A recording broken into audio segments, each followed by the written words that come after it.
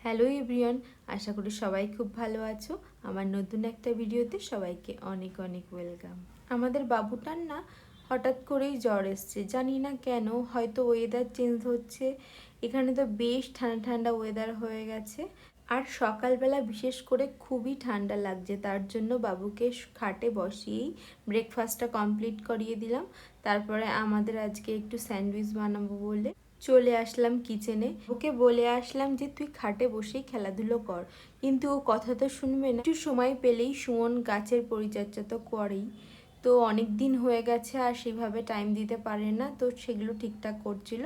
আর এই বছরের প্রথম ইলিশ খাবো আমরা। সুমন গেছিল মাছ আনতে, ইলিশ মাছ পেয়েছে। তো মাছটা তো খেতে মোটামুটি আমাদের ওখানকার মতো অত টেস্ট নয়।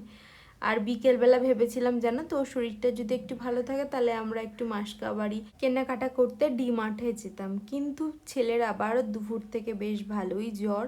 তো আমরা তো আর যেতে পারিনি, সুমন একাই চলে গেছিলো। আর বিকেলে উঠে তো বাবাকে না দেখতে পেয়ে একটু কান্নাকাটি করছে, তার জন্য আমাকে ওর সাথে একটু খেলতে হলো। আর এই দেখো, বাবু যে যেতে পারিনি তার জন্য ওর পাপা ওর জন্য একটা খেলনা নিয়ে চলে এসছে। আর সেটা দেখে তো ছেলের খুব মজা।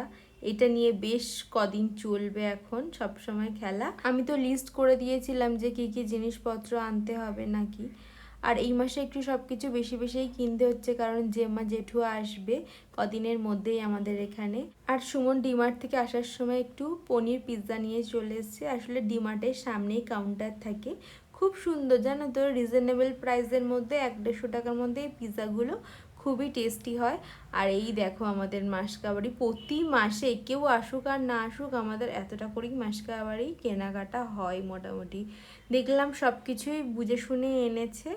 আর আমার গোপালের জন্য দেখো, গোপালের জন্য কত কি নিয়ে এসছে দেখো।